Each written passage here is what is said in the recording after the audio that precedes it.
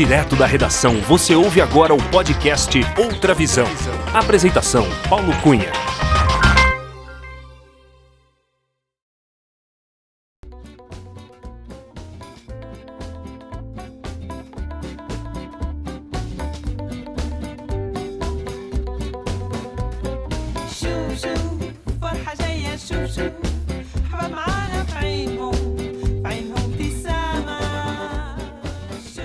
Alô, olá, seja muito bem-vinda, muito bem-vindo ao podcast Outra Visão. Eu sou o Paulo Cunha, o Paulão, e falo da redação da Outra Visão em Belo Horizonte. Este é o episódio número 30 do podcast Outra Visão.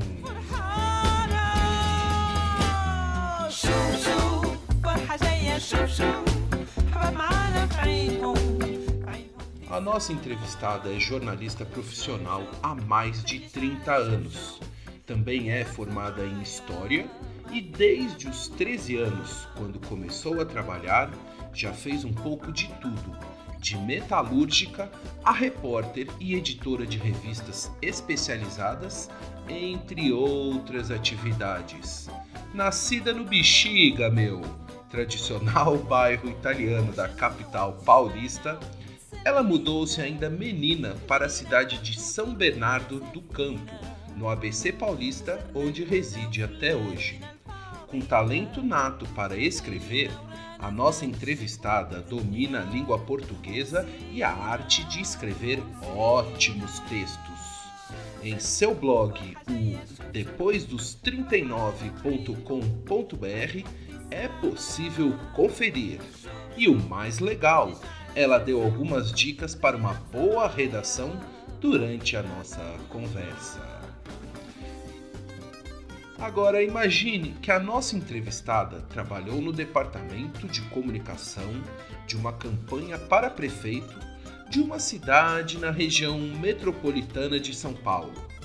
Nessa campanha, cujo candidato foi eleito, ela viveu experiências bem intensas. Nesta entrevista, ela contou um pouco sobre como é trabalhar em campanhas políticas e revelou algumas das situações que já vivenciou neste trabalho.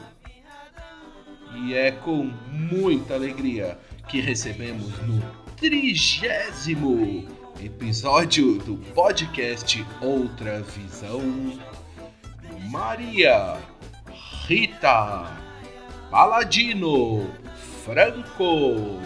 A Rita Paladino, minha amiga jornalista, que eu sei tem muitas histórias para contar.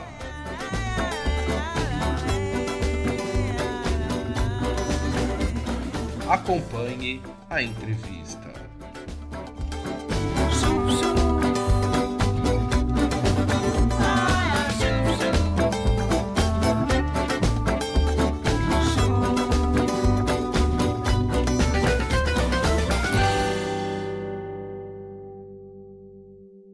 Alô, Rita Paladino Franco, tudo bem com você, Rita? Tudo bem, Paulo, e você? Tudo jóia, Rita. Ô, Rita, seja muito bem-vinda ao podcast Outra Visão. Muito obrigado por aceitar o convite e por prestigiar este podcast, viu?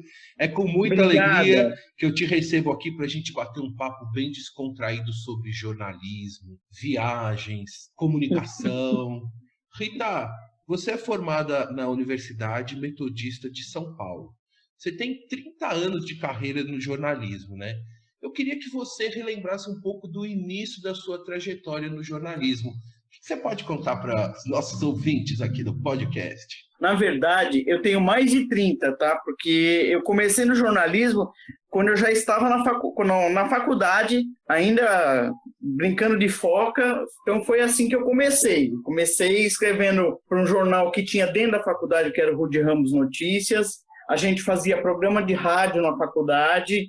E eu também comecei a trabalhar com uma amiga minha que tinha uma revista aqui em Santo André, da revista da Coop, então eu comecei a colaborar com uma coluna mensal para essa revista. Isso lá nos anos 80, final dos anos 80.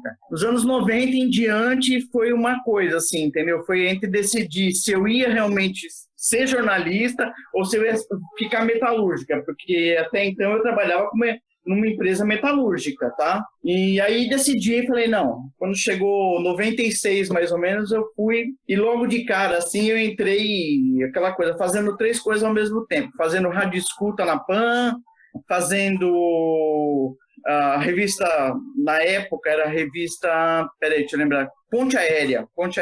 Eu entrei para criar um jornal na revista Ponte Aérea, tá? E a gente criou um jornal chamado Up to Date, que circulava na Ponte Aérea São Paulo-Rio, né? E em algumas salas de aeroportos pelo país. Quem distribuía essa revista para a gente era a Infraero. E era um jornal semanal com alguns comentários sobre as notícias da semana, tal, turismo de negócios, algumas dicas pro viajante de negócios, etc. e tal. Depois saí aquela coisa, saí da Ponte Aérea, já fui direto para Business Travel. Fiquei um tempão na Business Travel, acho que uns 6, 7 anos na Business Travel eu fiquei, falando só sobre turismo de negócios, economia, etc, etc, etc.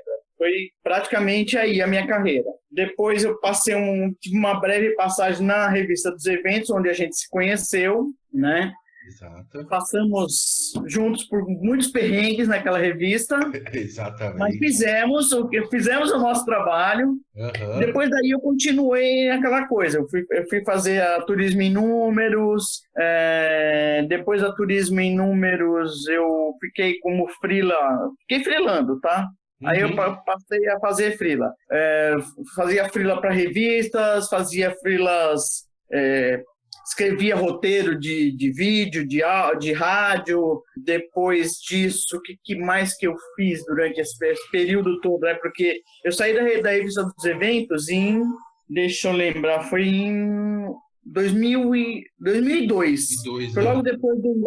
2002. Foi logo depois pouco depois do 11 de setembro, vai. Vamos ser bem claros, né? Foi logo depois do 11 de setembro que aconteceu tudo aquilo. Saí da revista dos eventos. Aí eu fiquei fazendo jornalismo empresarial, fiz várias revistas aqui numa agência aqui do ABC. Depois desse jornalismo empresarial também eu fui fazer marketing político. Eu vou te perguntar sobre isso.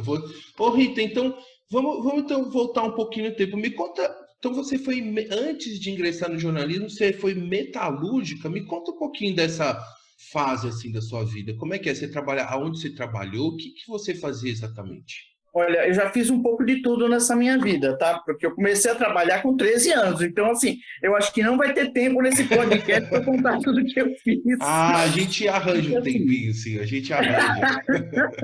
Então, aquela coisa assim, eu comecei, na verdade, assim, a minha carreira profissional começou como eu era recepcionista de um escritório que tirava xerox, tá? Numa lojinha de xerox, que hoje em dia você vê em qualquer lugar.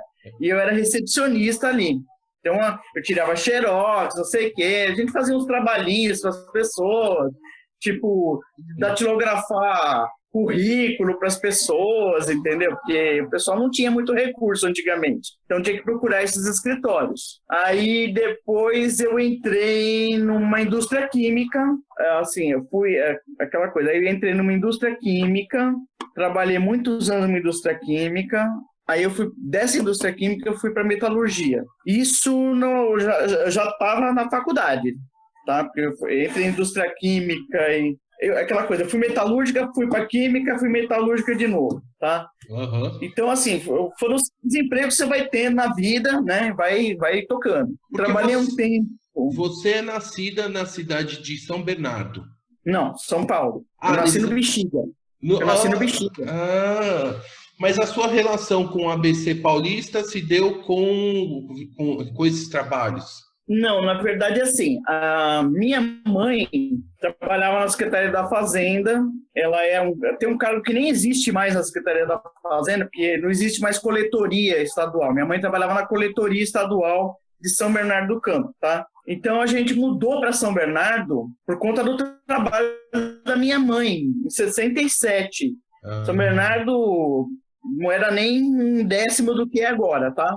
Só para você ter uma ideia, a avenida principal de São Bernardo, que é a Faria Lima, era um rio. Você passava da Jurubatuba para Marechal Deodoro, que são as outras duas vias principais do centro, você passava por cima de uma pinguela, porque era um rio ali. Agora é uma avenida, é onde passa o trólebus, enfim. A ligação, né? Corredor, que eles chamam corredor ABD.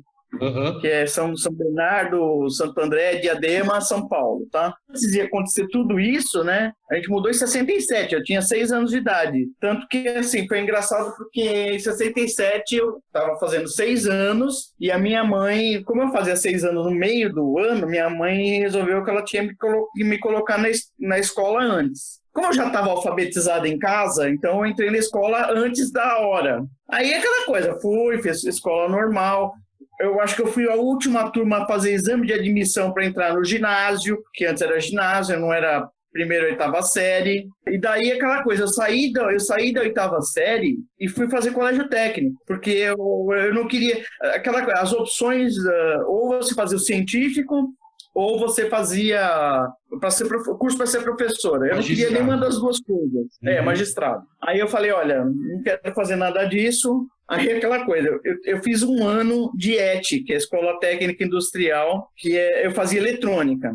Aí eu falei, não, isso não é para mim, eletrônica não é para mim, definitivamente. Aí eu fui para a área de comunicação, entrei num curso de publicidade em outra escola, tá? Saí da ETE para outra escola, mas isso eu já trabalhava fora, entendeu? Eu já tinha emprego e tudo mais, então eu estudava à noite. Mas eu fui para a área de comunicação, e da área de comunicação, saí da faculdade, saí do técnico, fui fazer história. Aí depois da história, eu fui fazer jornalismo. Nossa!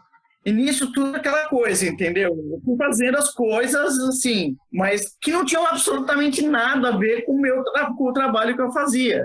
Porque eu trabalhava num escritório de indústria, né? Eu trabalhava no departamento pessoal. Normalmente o pessoal fala, vou fazer administração, Eu falei, não quero fazer nada disso, não. Chega. Cansei. Eu quero fazer o que eu quero fazer, não o que, né, estão me obrigando a fazer. E assim foi que eu comecei minha carreira de jornalista. Olha só que interessante, hein, Rita? Então, quer dizer, você tem outras formações além do jornalismo, em história, na própria publicidade, né? E na área técnica também, né? Exato. Ô, Rita, exatamente. Me conta, no jornalismo, me conta dessa sua passagem aí pela Jovem Pan, pela Rádio Jovem Pan. Quando é que foi, assim, o que você podia contar um pouquinho? Olha, na verdade foi como um estágio, tá? A gente ficava na rádio escuta, de madrugada, da PAN. Então, assim, todas as notícias que vinham pra gente, aliás, assim, a maior parte das notícias eu tenho que agradecer a turma do Gil Gomes, tá? Tenho que agradecer muito. Porque, assim, a gente como rádio... porque, assim, às vezes a gente não conseguia nada, porque a gente era tudo foquinha, né? Tudo novato. Então, eu ligava para as delegacias, o pessoal... não tem nada acontecendo. Porque não sei o quê. E você sabe que de madrugada não tem nada de bom acontecendo. Só tem merda acontecendo, né? Não tem nada rebelião, bom, enfim. Não tem nada de bom acontecendo, tá? Aí, assim, como a gente acabava fazendo amizade, né? O pessoal a gente ligava para a equipe do Gil Gomes e falava, cara, não é possível, né? Não está acontecendo nada nós estamos em São Paulo, cara, como que não está acontecendo nada? Aí o cara, tudo balela, tem cadáver não sei aonde, tem greve de metrô programada para não sei o quê, sabe? Os caras começavam a abrir tudo pra gente. Então, assim, se a gente não tivesse contato com outros jornalistas, entendeu? Que eram muito mais especializados do que a gente, às vezes a gente se ferrava. Nossa. Porque você não tinha nada para passar. E às vezes acontecia tudo ao mesmo tempo, aí você tinha que sair correndo, entendeu? Porque você tinha que escrever aquilo rapidinho para já botar no ar, né? Lembrando, né, então, Rita, aos ouvintes que essa época não tinha internet, não tinha telefone, celular, né? E era máquina de escrever, né? Analógica, né? Era máquina de escrever, exatamente. Era máquina de escrever. E você tinha que ficar feliz se tinha uma máquina de escrever elétrica, cara. Exatamente. Porque na maioria das redações não tinha isso, certo? Não tinha nada disso.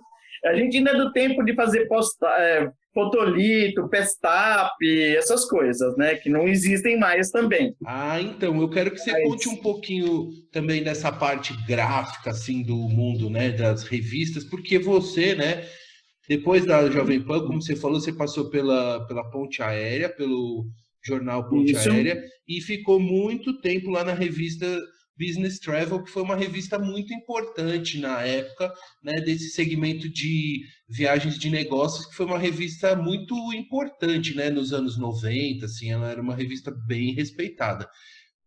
Rita, me conta um pouquinho dessa época aí, principalmente na Business Travel, que eu sei que era uma revista importante. Me conta um pouquinho de como é que era a rotina desse processo de produção da revista.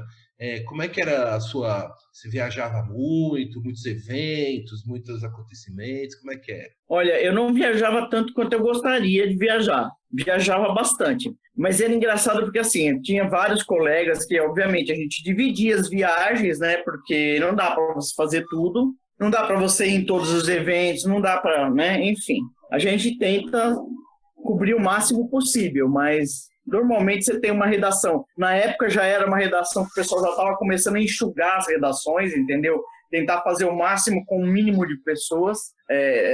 Aquela coisa, eu tinha que fazer aquela divisão, assim, ó, isso aqui é para você, isso aqui você vai, não sei o quê. Mas, assim, eu não viajava tanto quanto eu gostaria. E o pessoal que, às vezes, algumas das pessoas que trabalhavam comigo, nossa, eram muito estressadas, assim, entendeu? Então as pessoas, assim, eu queria estar na minha casa e tô aqui, sei lá,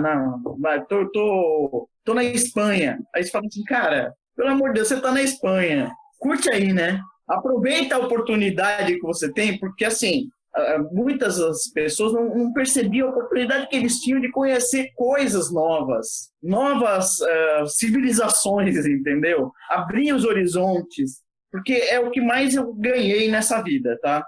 Eu abri muito meus horizontes. Eu aprendi muito viajando, sabe? E era aquela coisa, às vezes as pessoas que mais reclamavam são realmente as pessoas que menos traziam, vamos dizer assim, de informação útil. Porque elas não se abriam. Uhum. Elas achavam que alguém ia chegar e ia mastigar as coisas para ela e dar para elas. Não é assim. Você está num outro país, você está numa outra cultura, aquela coisa. Aprenda a lidar com as pessoas, né? Tem que aprender a lidar com as pessoas, aprender a fazer as coisas, sabe? Porque, assim, você sempre vai encontrar gente muito diferente de você. Eu fiz viagens maravilhosas. Umas, assim, que as pessoas falam, eu que não ia para esse lugar. Eu fui para Colômbia, cara, pela Business Travel, para fazer uma matéria sobre Bogotá. E, assim, o pessoal, imagina, você vai se enfiar no meio da guerrilha. E não sei das contas, eu falo, gente, em primeiro lugar, calma. Eu estou fazendo uma revista de negócios. Eu não vou lá perguntar se o camarada tá vendendo cocaína, como é que, sabe? Me infiltrar no tráfico, não vou fazer nada disso. E foi uma das melhores viagens que eu fiz na minha vida. Eu conheci pessoas espetaculares nessa viagem. O país, assim, conheci um país que é absolutamente lindo, entendeu? Cheio de coisas para se fazer, cheio de negócios para se fechar. Então, assim, a informação que você tem que passar para o seu leitor tem que partir de você. Fala assim, eu acho isso interessante. Será que isso é interessante para o meu leitor? E é isso que você tem que passar sempre.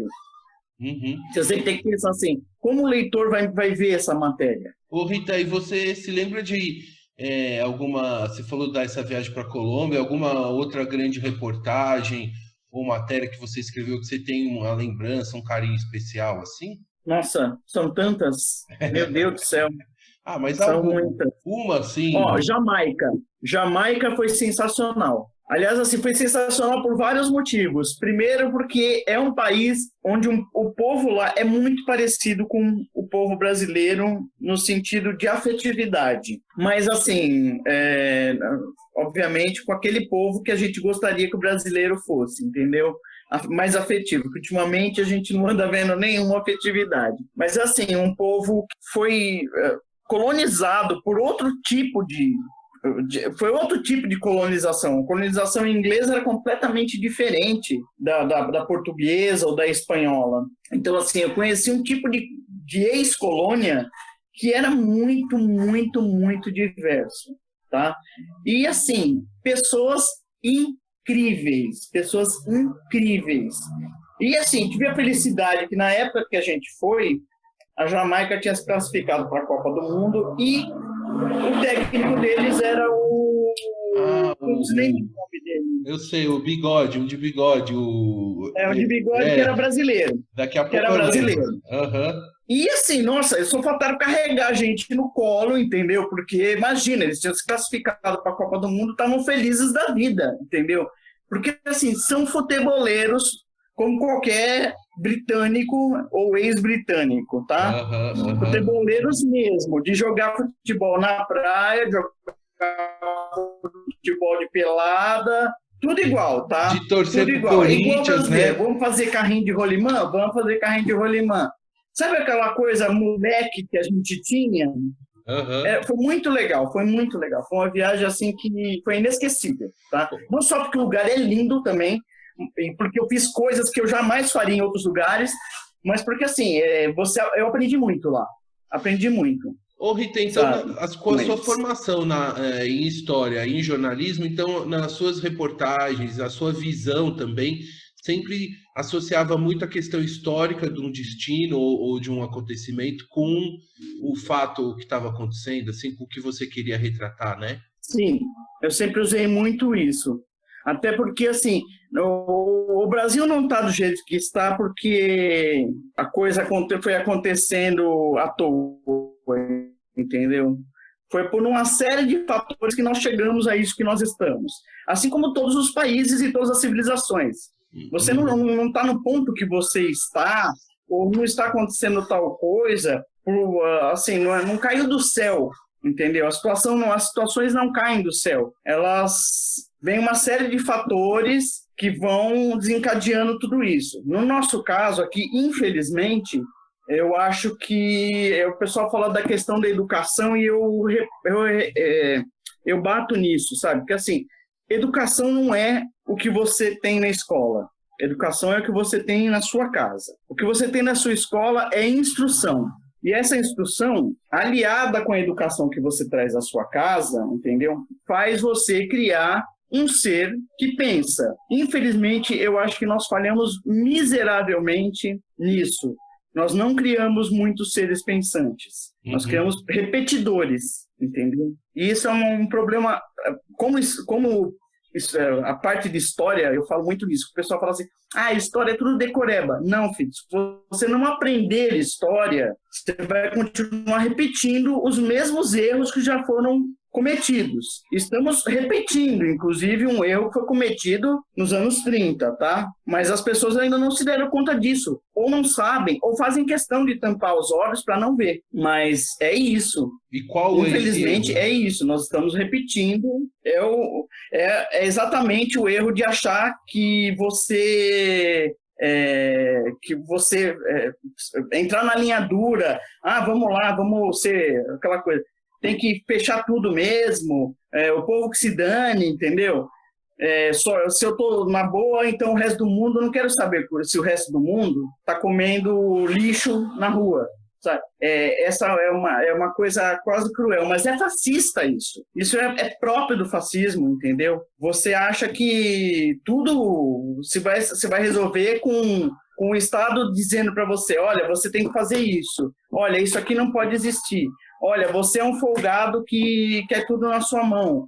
E não é assim. A gente sabe muito bem que não é assim. Temos que criar novas frentes de trabalho. Temos que criar condições das pessoas trabalharem e se sustentarem. Voltar atrás com direitos adquiridos não é a porta de saída dessa meleca toda que nós estamos vivendo. Quando a gente continuar mantendo privilégios, sabe? E tirando direitos, nós não vamos chegar a lugar nenhum. Rita, eu sei que você já trabalhou como jornalista em campanhas políticas e também em órgãos municipais, né? Aí na região do ABC. Eu queria que você me contasse primeiro um pouco sobre a experiência de trabalhar em campanha política. Como é que é esse trabalho, Rita? Eu que nunca tive essa experiência, tenho muita curiosidade em saber como que é viver uma campanha. Como é que é, Rita? eu vou falar uma coisa. Minha primeira experiência com campanha eleitoral foi em Itaquaquecetuba, tá? Tinha um prefeito lá de 2 mandatos e eu estava com um candidato num partido nanico, literalmente era um partido nanico, era um médico, nunca tinha sido político na vida.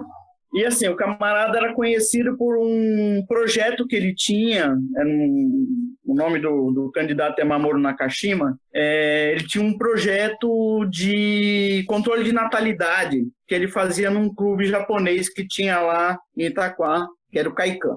E ele era médico, inclusive ele era funcionário público, tá? Ele teve que se desvincular do trabalho dele para poder se candidatar. Então, assim, essa primeira campanha foi uma coisa, lavou minha alma, vou dizer assim, que o final lavou minha alma. Mas o durante, meu amigo, a gente passou muitos perrengues. Primeiro, porque nós estamos contra um candidato da situação. Segundo, nós tínhamos um candidato da situação que queria vir para cima da gente com tudo e veio, tá?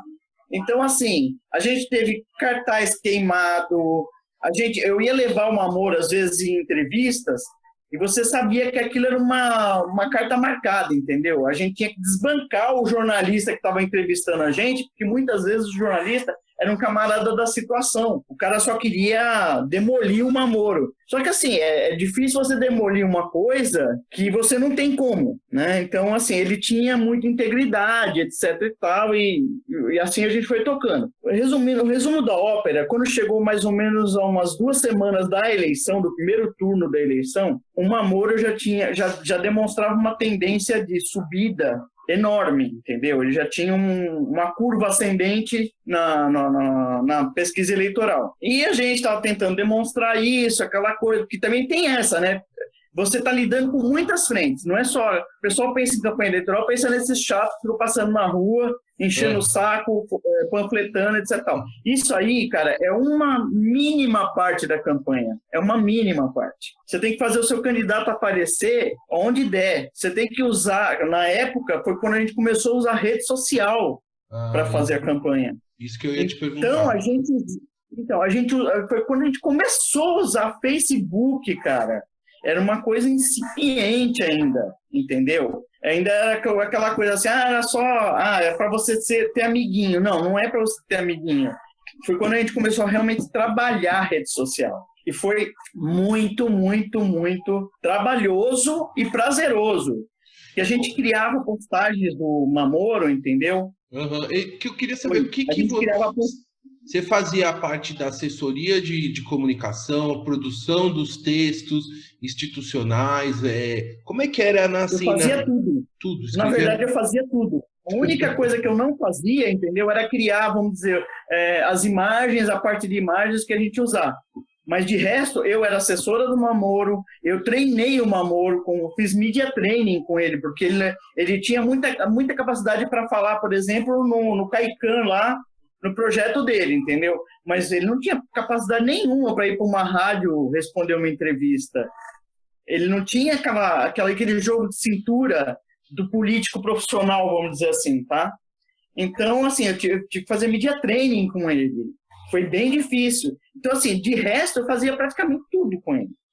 E internet, meu amigo, tudo era eu que postava, entendeu? Você tinha que escolher o melhor momento de postar, tinha que escolher, não sei o que eu vou postar, o que vai impactar mais o público. E assim, cada vez que a gente postava uma coisa, a gente começou a ver o crescimento do Mamoru com a população, foi quando a gente começou com aquela coisa de postava, você percebia que, cara, era 1000 curtidas, entendeu? Entrava assim, quando você ia ver de novo, já tinha 3.000 curtidas num post dele.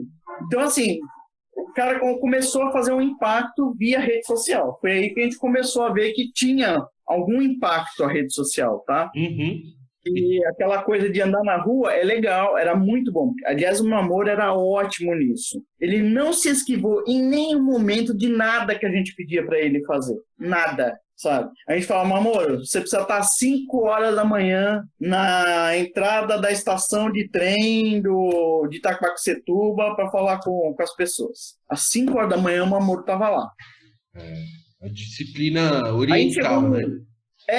Exatamente. O cara tinha, ele era muito disciplinado. Aliás, sempre foi. Ele, como pessoa mesmo, ele era muito disciplinado. Quando chegou mais ou menos no final da campanha, aconteceu uma coisa que, assim, uma coisa que a gente tinha comentado no começo da campanha, porque a gente estava, como eu te disse, a gente estava contra a situação, né? E a situação era meio violenta, vamos dizer assim. E a gente comentou, pô, mas e se atacarem o Mamoro? Falei, bom, se atacarem, vamos ver o que a gente vai fazer na hora, mas eu tenho certeza que se atacarem o Mamoro, eu ganho essa eleição. Umas 2 semanas antes, a gente já sabia que a gente ia para o segundo turno, tá?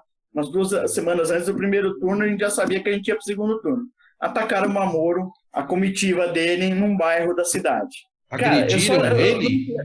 Não, agrediram o pessoal todo, os cabos eleitorais, todo. Cara, a gente tomou pedrada, a gente tomou ovada, sabe? A delegacia era assim, tipo, perto do lugar que a gente foi agredido. Eu simplesmente enfiei ele dentro do carro, fui para a delegacia com ele. E de lá eu soltei a notícia. Falei, ó, começa a espalhar na rede social que o Mamoro foi atacado no Caiuvi. Cara, o meu telefone nunca tocou tanto. Porque durante a campanha, o pessoal da região ali, que inclusive tinha TV, tinha rádio, tinha tudo lá perto, o pessoal não tinha dado muita bola, entendeu? Uhum. Cara, começou um festival de gente ligando. Mas o que aconteceu? Mas o que aconteceu? Eu falei, ó, vem aqui para a delegacia do Caiubi, e nós estamos aqui, estamos fazendo um boletim de ocorrência. E fizemos um boletim de ocorrência na delegacia, depois fizemos um boletim na federal, porque atacar um candidato político é crime federal. Polícia Federal baixou na cidade até as eleições. Cara, foi... Não, eu simplesmente naquele dia, eu lembro que o meu chefe, né, o dono da agência que eu trabalhava, ele falou assim, o que aconteceu? Não sei o que. Eu falei assim, aconteceu isso, isso e isso. Aí ele falou, mas o que você acha? Eu falei assim, eu acho que nós ganhamos uma eleição, cara. Assim, na boa, falei na boa pra ele. E de fato ganhou, né? Aí ganhou no primeiro turno. Olha só, Rita. Ô, Rita, e depois lá você participou das equipes em outras campanhas também? Sim, participei, ó, 2012, 2014, 2016. 2016. Foi a última que eu participei, foi 2016. E sempre municipal? Ou chegou a participar em alguma campanha? Deputado, 2014. 2014 foi para deputado. Federal, estadual e federal. E para esse ano não pintou? Ou é uma atividade que você não está mais disposta a Eu tô querendo manter um pouco. Na verdade, assim, eu tô querendo manter distância um pouco disso, tá? Porque, assim, ao mesmo tempo que a campanha... Eu gosto da campanha, entendeu? Eu gosto de fazer a campanha, eu acho legal. Mas, assim, é um negócio que é meio cansativo. Esse ano eu tive Covid, né? Então, não vou... Não, beleza. Não tive sintomas nem nada. Eu tive Covid, mas não tive sintomas, tá? Ai, que bom, que mas, boa assim, notícia, Rita. Eu prefiro ficar longe disso, tá? Mas, enfim, a pessoa também que realmente me chamava sempre para participar é um colega meu, inclusive um colega meu de classe e tal, faleceu esse ano, não de Covid, mas faleceu esse ano, bem mais novo que eu, mas assim, era uma pessoa sensacional e eu falei, putz, não é mais a mesma coisa, entendeu? Não seria mais a mesma coisa sem ele, para começar, né? E qual o nome dele? Fala o nome dele para a gente registrar, Rita. Elídio Moreira. Elídio Moreira, que ele tinha uma agência... Tá. O nome dele é José. Ele tinha uma agência, que é a NZ7, onde eu fiz várias revistas. Lembra que eu comentei lá que eu fiz várias revistas... Só um pouquinho. Vamos começar de novo. Revista para público interno, né? Tipo, revista para Petrobras, tal, foi com ele. E campanhas eleitorais também com ele. E também trabalhei dentro de prefeitura com ele. Calma, Rita, vamos só voltar aqui, porque cortou bem na hora que você falou o nome dele. Cortou aqui teve um corte. Então, para a gente registrar, qual que é o nome dele, Rita? Então, o nome dele é José Elídio Moreira. E o nome da agência que você... Tá. Ele foi meu colega de faculdade, o Zé Elídio. A gente trabalhou a primeira vez juntos, logo depois que eu saí da revista dos eventos, eu fui para a NZ7, aí a gente começou a fazer várias revistas. Fiz a revista do Objetivo, fiz a revista da Ginomoto, fiz revista para a Recap, que era da Petrobras, da Ródia, a companhia. Quer dizer, a gente fazia várias revistas voltadas para público interno e externo. dessas empresas, tá? É jornalismo empresarial. Mas o jornalismo empresarial andou caindo bastante, a gente se afastou, eu continuei fazendo freelas. Muito trabalho e Depois pouco... ele me chamou para a primeira campanha. Aí ele começou a trabalhar na Semasa, que é um serviço de meio ambiente lá de Santo André, esse meu amigo. E começou a fazer campanhas. Aí ele fez a segunda campanha dele, foi essa de... Na verdade, naquela ocasião, ele estava fazendo 4 cidades daqui de São Paulo, que era Itaquá, Paulínia, Pedreira e Mauá. Tá? Nós ganhamos as 4 prefeituras naquela ocasião, em 2012. Em 2016, a gente perdeu Mauá, aí a gente pegou uma campanha meio que o candidato era muito do safado, o cara só queria mesmo a parte da grana eleitoral, tá? É um camarada lá de Campos do Jordão, que está candidato de novo. Olha só, mas enfim. Olha só. É um absurdo, né? Não, é assim, você percebe, assim, porque a gente fazia as coisas, falava que você tem que fazer tal coisa, você percebia que o cara não estava fazendo nada, o cara não estava rodando nenhum dos jornais que a gente mandava para ele, entendeu? Aí você fala, opa, peraí, tem alguma coisa errada aí, né? Uhum. Quando você percebe que a pessoa não está nem aí, você fala, epa. Ainda, eu me lembro na época de ter comentado com esse meu amigo, falado, ele disse que camarada só quer pegar a grana do fundo eleitoral. Deve ser um bom negócio, ele não né? Tá fazendo nada. Ele insistia que ele estava em primeiro lugar na pesquisa. Sabe aquelas pessoas que falam, mas eu estou em primeiro lugar na pesquisa. Você fala assim, não, cara, você não está, você está em 5º na pesquisa, larga a mão. Mas eu já fui prefeito, e daí? Não quero saber se você já foi prefeito. Você pode ter sido Deus. Agora você é 5º lugar. Né? Então, assim, aquelas, sabe... Aí, no final da campanha, quando o camarada começou a soltar umas coisas assim, tipo, na rede social, o camarada soltando que ele queria trazer de volta o rodeio para Campos do Jordão, o rodeio tinha sido abolido na maior parte das cidades, entendeu? Por motivos óbvios, né? O camarada, não, vou trazer de volta. Nossa, cara. Aí que o cara caiu para 6º, entendeu? Você tem uma ideia. Ô Rita, e você também tem uma experiência trabalhando em órgãos públicos, né? Como jornalista, me conta como é que é trabalhar num órgão público, na área de comunicação, porque você viveu um pouco dos dois lados, né?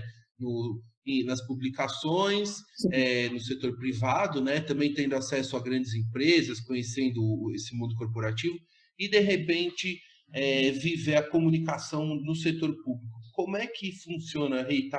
Olha, é difícil. Eu vou te falar uma coisa. Isso é jogo duro. Primeiro porque as pessoas, de um modo geral, inclusive quem está dentro das prefeituras, entendeu? Que no caso eu trabalhei em 3 prefeituras. Eu trabalhei em Itaquaquecetuba, a gente refez lá o setor de comunicação de Itaquaquecetuba. Eu trabalhei em Diadema, depois que eu saí de Itaquá, vim para Diadema, e trabalhei em Mauá recentemente. As 3 foram 3 coisas completamente diferentes. Itaquaquecetuba, eu tinha um prefeito que eu tinha acabado de fazer e a gente chegou e encontrou uma terra arrasada. O setor de comunicação era inexistente, cara. Não tinha nada. Não tinha, assim, uma publicação, não tinha nada. Ou seja, a gente teve que refazer praticamente tudo. A gente teve que botar Itaquaquecetuba no mapa, por bons motivos, porque por maus motivos você sempre tá lá, né? Aquela coisa, o camarada chegou, morreu não sei quem em Itaquaquecetuba. Eu falo, legal, vai pra delegacia e vê lá quem que é, porque na prefeitura você não vai saber quem é que morreu, quem é que deixou de morrer, meu amigo. Nem por quê, certo? Aqui não é crônica policial. Aqui você mostrar para as pessoas, entendeu?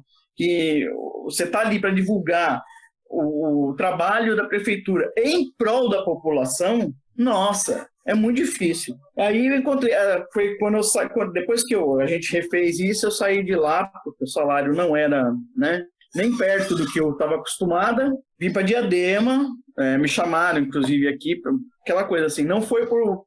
eu não fui uma indicação política, entendeu? Eu fui chamada pela minha parte técnica, minha expertise técnica. Uhum. E eu tinha já tinha um setor de comunicação formado com vários jornalistas, porque assim, as prefeituras anteriores concursavam os jornalistas.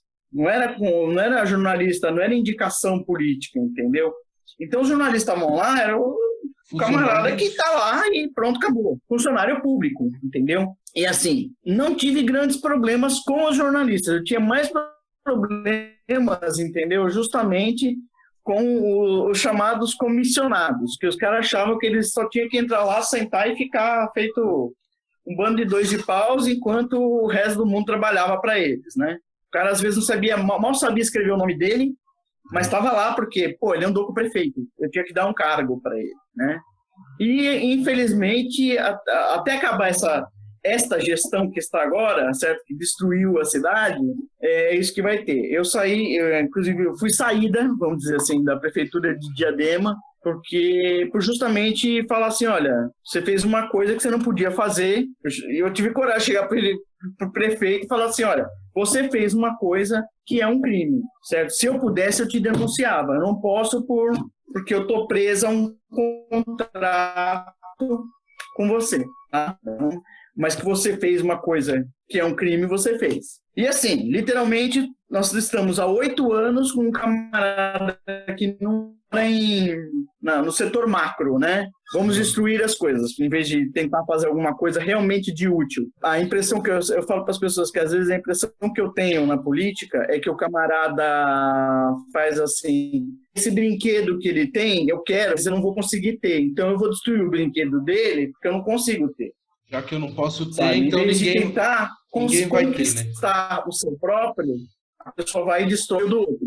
E na terceira situação, que foi Mauá, foi uma situação, rapaz, essa foi um perrengue. Essa foi um perrengue. Porque assim, Mauá passou esse último mandato, tá? Primeiro porque o prefeito que entrou lá entrou e estava uma situação terrível, né? Porque assim, o prefeito que foi eleito em Mauá, eu não vou falar publicamente, mas vamos dizer assim que é um chefe de facção, tá? Vamos ser claros. E o cara foi eleito naquela onda do vamos tirar o PT e beleza. Ok. Mas, enfim, estamos tocando, né? O camarada foi um festival de caça o mandato dele, não caça o mandato dele, caça o mandato dele, não caça o mandato dele, bom, enfim. No fim das contas, fizeram uma cassação, fizeram um impeachment dele na Câmara, entrou a vice. E com a vice trouxe uma equipe de comunicação dela. Ela falou, não vou ficar com a equipe que está aí, porque a equipe era a equipe dele, não é a minha equipe. E com essa equipe dela, uma das pessoas entrou em contato com esse meu amigo, que já tinha voltado para o Semasa, inclusive. Ele falou assim, tem a Rita, tal, não sei o que, é expediente nisso, não sei o que, entrei na equipe. Olha, literalmente, eu entrei em maio e saí em setembro, tá? Porque em setembro o tribunal trouxe o prefeito de Mauá de volta, que agora... Aí aquela coisa, ele mandou todo mundo embora de novo, né? Nossa, mãe. Assim, olha, eu vou te falar uma coisa, eu ainda tenho aqui um drive com todas as coisas que eu fiz durante o governo do cara. A gente fez campanhas sensacionais durante o governo do cara, durante o governo dela. Mas assim, entre ele e ela, eu não ficaria com nenhum dos dois, tá? Porque assim, ela é uma pessoa que foi colocada ali porque a filha dela não podia ser candidata, ela tinha um problema no TSE, outras campanhas, enfim. Ela acabou sendo, né, segurada por um mandato. Mas, assim, eu acho que tem umas pessoas que não deveriam nunca mais concorrer na vida, entendeu? E, enfim, entre os dois, entre o prefeito e a vice, eu não ficaria com nenhum dos dois. E parece que agora Mauá vai mudar tudo de novo, né? Vamos ver. Vamos ver. Pelo menos é o que eu estou sentindo. Ô Rita, saindo agora um pouquinho da política, eu sei que você gosta de escrever, que você escreve muito e muito bem. Me conta quais são as suas dicas para uma boa redação, Rita? Olha, umas dicas para boa redação. Primeiro, conheça a sua língua. Quando eu digo conheça a sua língua, é o seguinte: a pessoa precisa se tocar que ela não pode usar palavras que ela não conhece, sabe? Ou que ela acha que o significado é uma coisa e é outro completamente diferente. Porque ela não está comunicando nada a ninguém e não está fazendo nenhum serviço para ninguém. Principalmente porque as pessoas confiam muito nessa coisa de olha, o que está escrito no Facebook desse jeito.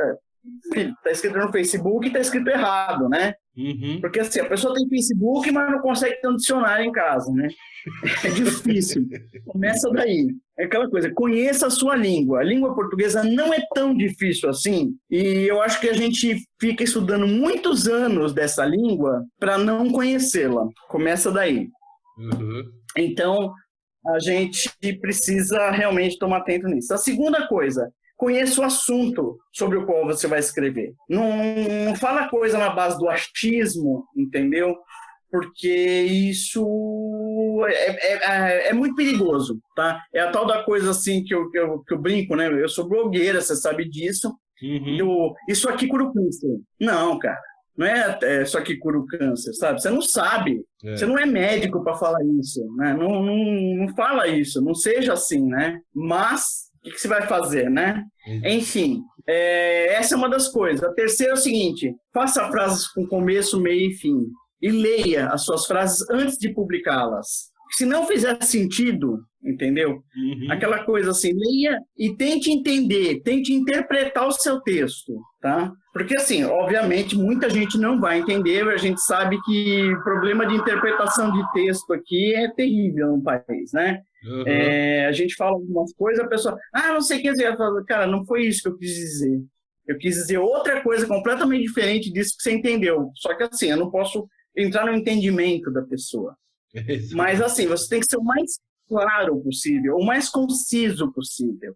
E não estou falando só de texto longo ou texto curto, não, mas assim, eu acho legal as pessoas até escreverem textos longos. Mas assim, não seja maçante, nunca seja maçante. Se a pessoa achar no meio do caminho que o seu texto já começou a encher o saco, ela vai mudar. Ela vai sair daí, entendeu? Ela vai. É a tal da história. Você está assistindo um programa de televisão, o programa começa a ficar chato, o que você faz? Você muda o canal, não é verdade? É o que acontece. Ô, Rita, o pessoal fala, eu ouço muito, mas porque o texto ou que mesmo na rede social tá. Porque tá muito longo, não sei o quê. Você acha que, de certa forma, as pessoas também não estão com preguiça de ler? Porque antigamente as pessoas liam quantidades e volumes grandes de texto, né? Hoje em dia a pessoa acha que em 3 linhas vai estar tudo explicado. Não é bem assim, né? Não é assim. Definitivamente não é assim. Aliás, assim, se a pessoa acha que ela pode explicar alguma coisa com 3 linhas, ela não sabe, ela não está comunicando nada para ninguém. Tá? Mas tem gente que acha que está fazendo as influencers, né? As influencers, elas... fazendo um grande favor para o mundo, né? Não, assim, mas é aquilo que eu te falei, as pessoas deixaram de pensar. E por deixarem de pensar, elas deixaram de procurar mais informação. E aquela coisa assim, a rede social, desculpa, ela é muito boa, ela é muito democrática na hora de você passar a informação para o maior número de pessoas. Mas essa democratização, ela deveria vir acompanhada de meu amigo, procura mais uma superfície. Você tem que então, a pessoa não vai... O problema é o seguinte, as pessoas estão preguiçosas. Elas estão preguiçosas, entendeu? Ela acha que ela leu uma notícia e a pessoa falou entendeu? Hoje, por exemplo, nós estamos aqui fazendo uma briga aqui na rede social em favor do SUS, entendeu? Agora, vem as pessoas fazer um comentário, aí a pessoa, mas você viu não sei o quê? Aí ela pega e me passa uma notícia que não tem nada a ver, que ela não sabe nem onde ela leu. Uhum. Aí eu falei, cara, você leu o decreto? Você leu o negócio que o cara está querendo fazer? Você acha que isso está certo? Sabe? A pessoa não consegue, ela só fica naquela coisa, ela quer arranhar a superfície e achar que ela tem todo o conhecimento do mundo. Uhum. Sabe? E que ela pode decidir por todo mundo, e não é assim. não é desse jeito que as coisas funcionam, a gente sabe disso. É muito difícil isso. Ô Rita, me conta um pouquinho do que você gosta de ler, de assistir. Olha, eu amo cinema, você sabe disso. A gente ficava às vezes conversando sobre isso, né? Sobre os filmes que eu gostava de ver, etc e tal. Bom, para começar é o seguinte, eu gosto de tudo, tá? Mas assim, no cinema, eu não vou sair da minha casa para ver um filme que eu daqui a meia hora eu vou ver na minha TV, tá? Eu vou ver um filme que realmente eu precise ver uma imagem que seja, sabe, uma coisa que só vai curtir mesmo no cinema. Tipo, eu amo O Senhor dos Anéis, você sabe disso. Então, assim, é um filme que assim, eu assisto hoje em dia na TV, mas aquela coisa, eu vi no cinema e aquilo é uma coisa que enche a tela, entendeu? Você precisa ter tudo no cinema. Não adianta você ficar fazendo... eu vejo muito comentarista que eu falo assim, comentarista de telinha, né? O camarada não chegou a entrar numa sala de cinema nunca na vida dele, mas ele acha que ele conhece tudo, né? Então, assim, tem os grandes mestres que eu sempre vou ver, entendeu? Eu sempre vou ver Fellini, eu sempre vou ver Billy Wilder, sabe? Tem aqueles camaradas que você vai sempre assistir tudo deles. Ultimamente eu ando assim, querendo muito mesmo, me prendendo muito nos roteiros dos filmes. Então, assim, o roteiro não é bom, cara. Desculpa, o filme não vai ser bom. Sabe? A não ser que o diretor seja muito foda e consiga consertar o roteiro. Mas, assim, tem que ter bons diálogos, tem que ter uma boa participação do ator ali, tem que ter, sabe? Não basta, vou fazer um monte de efeito especial e tudo bem. Não é assim. Não é por aí, sabe? Não é. O cinema não é só imagem, o cinema não é só texto, o cinema não é só ator, o cinema é uma união de todas essas coisas.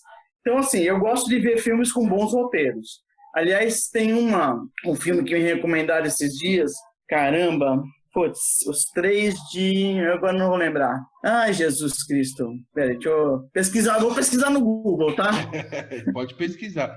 Ô Rita, enquanto você pesquisa, vamos começar a caminhar aqui para o nosso final, mas eu, como jornalista investigativo, fiz uma pesquisa aqui, descobri que você, nos anos 80, né, por 10 anos atuou no teatro amador. Rita, me conta como é que é essa sua fase de atriz, mas como é que foi essa sua fase aí, trabalhando com teatro amador, aonde foi, como é que é? Conta aí esses... Esse é o meu lado artístico, tá? Na mesma época que eu estava no teatro, assim, como atriz, tá? E como produtora também. A gente, aquela coisa, fizemos peça infantil, fizemos peça adulta, fizemos um monte de coisa. Eu também cantava num coral, de São Bernardo. Então, assim, a gente, o lado artístico, assim, você começa a procurar é aquela época que você começa a procurar saída. Você está com uns 20 e poucos anos, você fala assim, nossa, o que eu vou fazer agora da minha vida, né?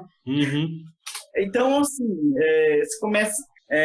esse filme que eu estou falando, o texto é do Aaron Sorkin, que também fez o texto da rede social, fez o roteiro da rede social. E essa coisa de adorar cinema, adorar livros, eu queria transformar livros em peças, eu queria, sabe, cantar aquilo. Enfim, é muito engraçado, porque sempre vai ter uma parte literária em mim, entendeu? Sempre vai ter uma parte literária. Eu não tenho capacidade para escrever uma obra longa, tá? Eu tenho capacidade para escrever artigos, eu tenho capacidade para muitas coisas, mas não para, nossa, vou fazer uma obra extensa, vou escrever o novo Ulisses do James Joyce. Pronto, não é. Então, assim, quando eu vejo algum camarada que se destaca com roteiros, entendeu? Aí você começa a seguir o cara, que foi o caso desse Aaron Sorkin, que era o autor de uma série chamada West Wing, que falava dos bastidores da asa ocidental da Casa Branca, e, sinceramente, para mim, o cara mais fantástico dos últimos tempos, sabe? Uhum. Porque, assim, ele realmente é aquele camarada que pega uma situação X, entendeu? E desvenda ela até dizer chega, tá? Para atingir o objetivo dele. E como atriz, eu gostaria de representar coisas assim, Aham. sabe? Gostaria muito de representar. Nossa, eu não estou conseguindo achar o filme que eu estou te falando. Puxa vida. É um filme que foi produzido para Netflix, mas eu não estou conseguindo achar. Que Ah, droga. mas depois você me manda, eu coloco lá o. Depois eu te mando. Tá bom, depois eu te Ô mando. Rita, então vamos finalizando aqui nossa conversa. Eu tenho mais uma perguntinha aqui, que é saber o seguinte: qual é a origem do sobrenome Paladino? É, da parte de pai, de mãe, e que é sobrenome, de que origem de qual país? Os dois são italianos, tá? A minha mãe é Paladino, o meu pai é Franco, tá? O meu pai, na verdade, é a primeira geração de brasileiros da família dele. Ele nasceu em Pederneiras, São Paulo. Uhum. A minha mãe nasceu, por um acaso do destino, ela nasceu na Itália, tá? Mas foi só por um acaso do destino, porque a família dela já morava aqui, minha avó estava grávida, foram viajar para lá e ela acabou, como é que se diz? Ela acabou Na- nascendo lá, tá? Uhum. Mas foi por um leve acaso do destino. Tanto que a coisa mais engraçada era que a minha mãe, ela foi registrada duas vezes. Foi registrada na Itália e depois de um ano que ela tinha nascido, ela foi registrada aqui no Brasil. Então, o Olha. registro brasileiro dela era de um ano depois que ela nasceu, era de 1927. Olha só, olha. Então, assim, é uma coisa bem engraçadinha mesmo. Olha, e você chegou já lá a conhecer a cidade da sua família, Paladino e Franco? Conheci muito brevemente. Assim, a minha avó nasceu em Roma, né? E ela nasceu perto de Trinità dei Monti. Então, assim, conheci Roma, conheci a casa onde ela nasceu. Depois, assim, ela se criou em Marsella. Então, assim, eu conheci Marsella também. Minha avó falava vários idiomas, entendeu? Acho que a veia do vamos viajar pelo mundo foi daí que nasceu, tá? Porque todo mundo na família sempre gostou de viajar e sempre gostou de ter contato com o estrangeiro. Ah, Então, a minha avó falava muitos idiomas, mas de ouvido, só de pra você ter uma ideia, né? Ela tão esperta que acabava aprendendo só de ouvir o idioma. ó. Ô, Rita, e vamos registrar então aqui o nome da sua mãe, do seu pai e da sua avó também. Ó, a minha mãe chama Leda Paladino, meu pai era... Ó, agora você vai quebrar os dentes, tá? É Hildeburg Franco, Olha, como é que tá? então soletra? Hildeburg, Hildeburg, Não, Burque, que. É aqui. Ildeburque. A coisa mais engraçada era meu pai falando que ele falava assim, os meus filhos vão ter nome de gente normal. Mas tem algum significado ou a junção de Não, outros nomes? na verdade é sacanagem mesmo, que era para ser Hindenburg, tá? Meu avô era meio megalômano, queria dar o nome do dirigível, né? E eu queria que o meu pai chamava Hindenburg, então não. Virou Hildeburg, porque o cara não entendeu nada e fim de papo, pronto. Por isso que ele falava assim, meus filhos vão ter nome de gente normal. Aí ficou, né? Tanto que os filhos dele eram tudo, era Leda, Leonardo, Ana Lúcia, Maria Rita, enfim. Ô, Rita, mas o seu pai tinha algum apelido? Book, meu pai chamava. Hoje a gente chamava de. A gente brincava com meu pai que a gente falava que minha mãe não era a senhora Franco, ele era o seu Ledo, entendeu? Porque ele obedecia ela em tudo. Fazia muito bem. Seu pai e sua mãe são vivos ainda? Não. Faleceram quando eu tinha 17 anos. Faleceram bem cedo. Eles morreram bem jovens. Ó, Bem jovens. Meus sentimentos. Rita, e o nome da sua avó, que você falou que falava vários idiomas? A minha avó era Bianca Innocenti Paladino. Ó, belo nome, hein? Inocente. E o meu avô era o Pascoal Paladino, né? E Ah, meus avós paternos, eu não tive contato com eles. Mas, assim, os meus avós maternos, eu tive bastante contato e eu falo para as pessoas que eu tive uma infância feliz, que meu avô era inventor, né? Pascoal era inventor. E ele tinha uma fábrica de brinquedos, então nunca faltou brinquedo para mim. que legal, que legal. Rita, então vamos finalizar aqui nossa conversa. Primeiro, Vamos sim. eu gostaria de agradecer muito a você por prestigiar aqui o podcast, por compartilhar suas histórias, né, e disponibilizar um pouco do seu tempo para conversar comigo.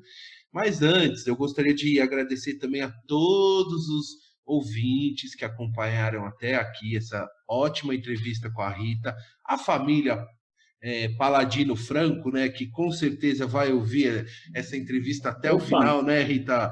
Eles vai com sim. certeza vão prestigiar. Agradecer a todos que acompanharam até aqui. E Rita, para finalizar, eu gostaria que você deixasse uma mensagem final, que pode ser um pensamento, uma reflexão, uma ideia, enfim. Por favor, deixe seu recado final, Rita. Olha, o meu recado final é uma coisa que tem passado muito pela minha cabeça nesses últimos tempos, eu vendo tantas pessoas falando barbaridades por aí. A questão aqui é a seguinte, gente, o que nós vamos deixar para os nossos filhos? Que mundo que nós queremos deixar para os nossos filhos? Será que realmente nós queremos que os nossos filhos passem todas as coisas que nós estamos passando, que nós estamos vendo as pessoas passarem? Ou nós queremos deixar um mundo melhor para eles? Eu acho que a gente precisa realmente se reinventar nesse sentido. Nós temos que melhorar. Não podemos ficar presos na mesquinharia do se tá bom para mim, tem que estar bom para todo mundo. Tá? Às vezes não tá bom para todo mundo. Aliás, na maior parte das vezes não está. Então, vamos pensar em que mundo nós queremos deixar para os nossos filhos. É isso. Muito obrigado por deixar essa ótima mensagem final. Queria registrar aqui meu agradecimento mais uma vez. Deixar Eu que agradeço. um beijão para você, um beijo para toda a sua família. E tchau, Rita! Tchau! Tchau, Paulinho!